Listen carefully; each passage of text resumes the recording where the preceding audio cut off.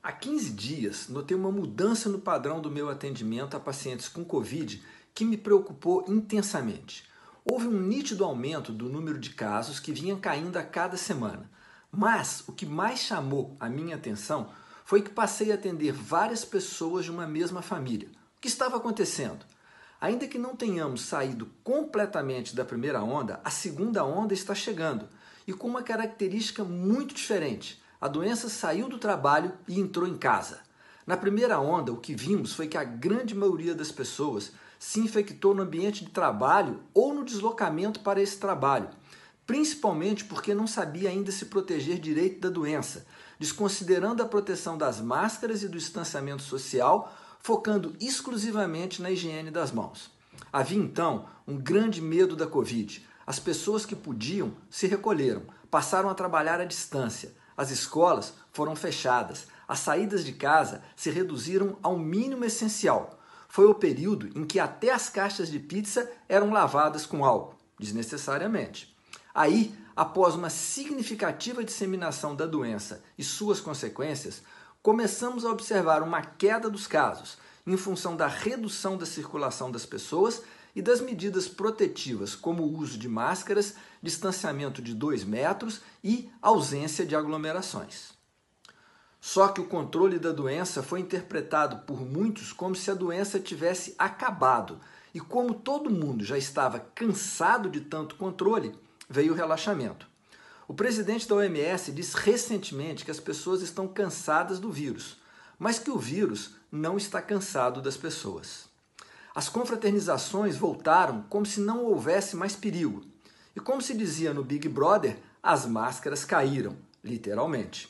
E aí a doença entrou em casa, não pela caixa de pizza, mas pela respiração dos que tinham se exposto de uma maneira descuidada.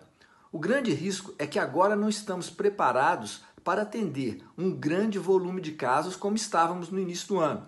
Os hospitais de campanha foram desativados, os leitos de terapia intensiva passaram a ser ocupados com outras demandas. Nessa segunda onda, a procura por hospitais privados aumentou de maneira acentuada, porque a doença agora se espalhou também pelas casas da classe média que tinha conseguido se proteger na primeira onda. Não prestamos atenção no que estava acontecendo no resto do mundo ou não consideramos que poderia acontecer aqui. E o que fazer então? Tudo vai depender do que vai acontecer nessas próximas 2 semanas ou até mesmo em uma semana. Várias cidades estão com sua capacidade hospitalar e de terapia intensiva praticamente esgotadas. Se isso progredir, os governos terão que adotar medidas restritivas de circulação. Mas você pode se antecipar a isso e ajudar a evitar que isso ocorra, ou que se prolongue por muito tempo, e que muitas pessoas morram, e que a economia entre em colapso. Acredite, a doença não acabou. Mantenha os comportamentos de baixo risco, máscaras, distanciamento de 2 metros, sem aglomeração, evite ambientes fechados e sem circulação do ar por muito tempo e limpe as mãos. Não faça reuniões familiares fora do seu núcleo restrito. Não é hora ainda de confraternizações. 10 pessoas é uma multidão em tempos de Covid. Não frequente ambientes com pessoas sem máscaras e principalmente se você tiver que tirar a sua máscara também.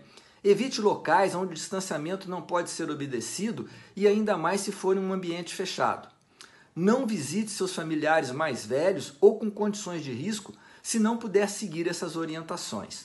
Depois que a Covid entrar na sua casa, ela vai entrar na casa dos seus parentes e dos seus amigos.